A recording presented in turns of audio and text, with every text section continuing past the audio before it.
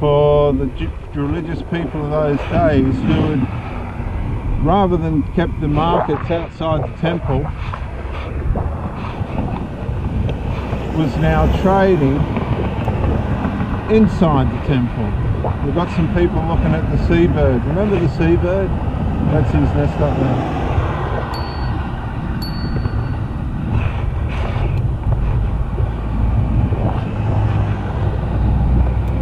And so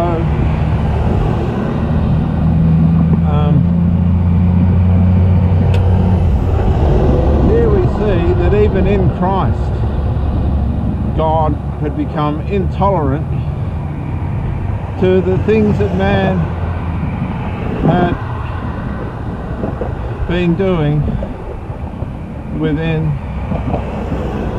the religion, the Judaistic religion that was not part of it.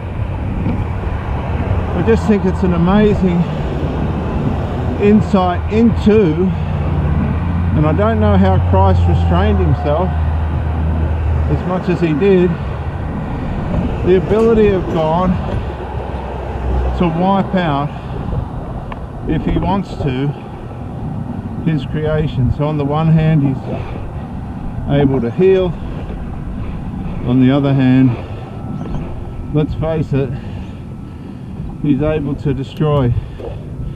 And this is a part of God that we have extraordinary difficulty with. It's a part of the nature of God that we find unusually awkward to look into. And after all his healing and the casting out of demons, he goes one step further and is now casting the religious people out of the temple. This was a phenomenal event. Who did he think he was to be able to even consider such a confronting event? Who gave him, where did he get the authority to start turning things over in the temple? And these would have been some of the questions that would have been asked. Who does this man think he is? What gives him the right to come in here and say, this is my Father's place? How dare you turn it into a den of robbers and thieves? This was a statement where Christ was saying, I am the Messiah. I'm God in the flesh.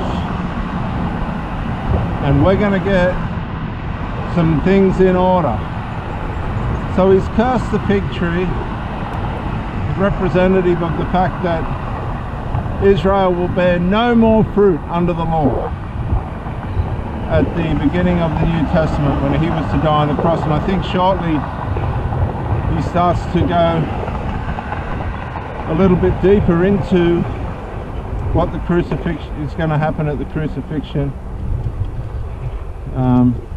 and then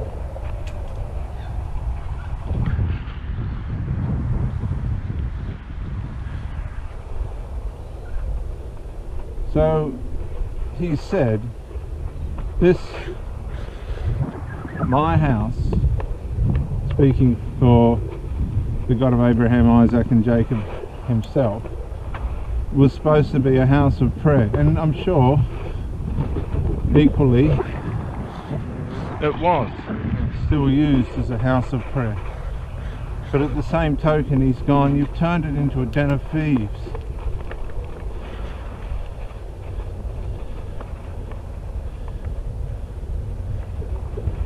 Now everything changes, because the scribes and the chief priests saw and heard, in fact, what happened, because they would have been running the markets, getting a cut of the profits. And this is what happens, isn't it? Money and temptation and all this stuff. Now they go one step further. They're finished with accusing and plotting and figuring out how they might lay hands on him. the Gospel of Mark now says they became determined to destroy him. They'd set their mind now, we're going to take this person out, we've got to take this guy out. How dare he go to this extent against our religion. As we come up to the velodrome,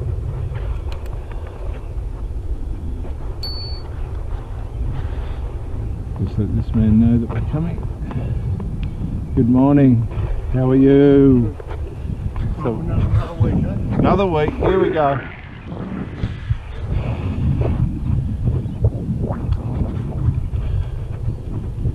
Now, while they were determined to kill Christ, absolutely determined,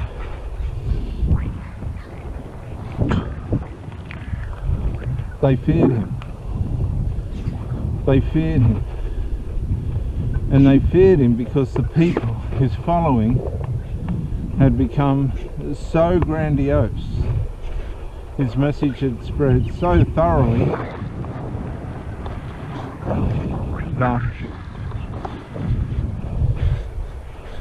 his influence was so great now, they feared what the consequences might be if the crowd got wind of the fact that they wanted to destroy him. Because the crowd marveled and were astonished at all the good things that he did. But when evening had come, he went out of the city, probably to go and pray and prepare himself for the imminent crucifixion which he would suffer. And interestingly, in the morning when the disciples passed by the fig tree, they saw it was dried up in its roots. And quite frankly, really honestly, viewers, that was all the Mosaic law could produce.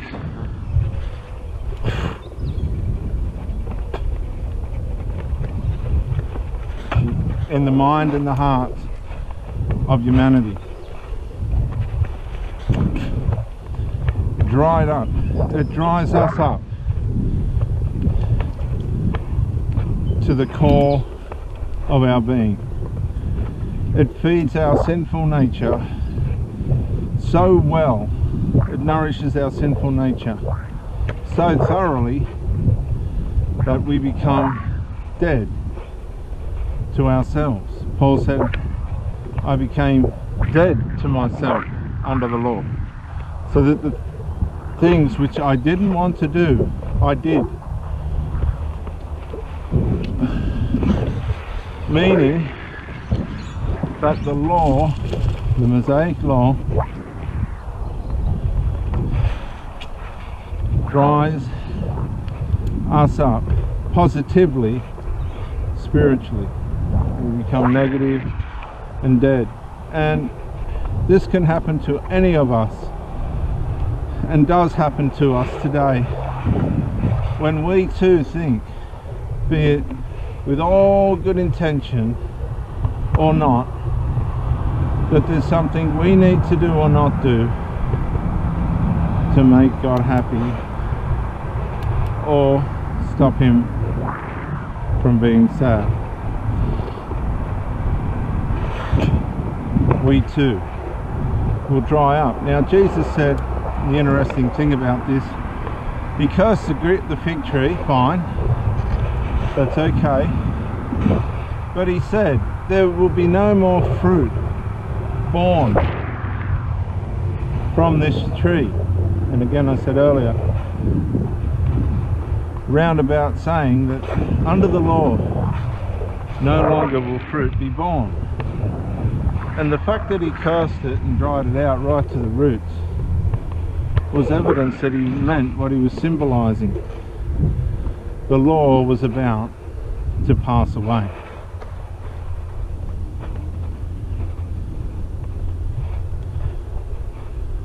And Peter said to him, of course, the fig tree which you cursed has withered away.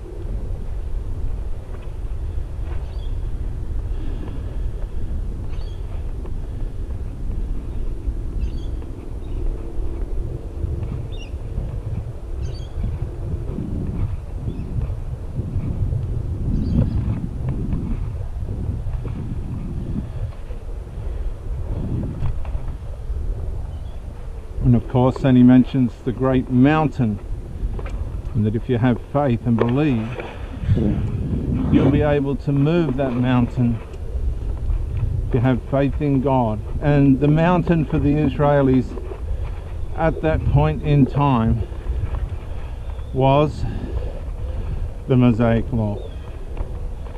The only thing that was going to hinder them from knowing who Christ was and is at that point, and was going to be, was the Mosaic Law. And he said, I believe, addressing the Jews, that if you have faith in God and believe that this Mosaic Law can be removed, it will. But whilever you're doubting God's ability to shut down this dispensation and start a new one in the New Testament, as it were, then you're going to have all sorts of trouble. And you can see again that the main thing was for Christ to help the Jews. Yeah, Dr. Jason Morrison, theologist again. I just want to say thank you for watching the videos, and I hope you got plenty of self-rediscovery and freedom out of it. If you watched it on YouTube, please share or like, maybe even comment. If you watched it on Facebook, like, comment, share. But most of all, get out and live. This isn't a rehearsal. You've got a one-off life.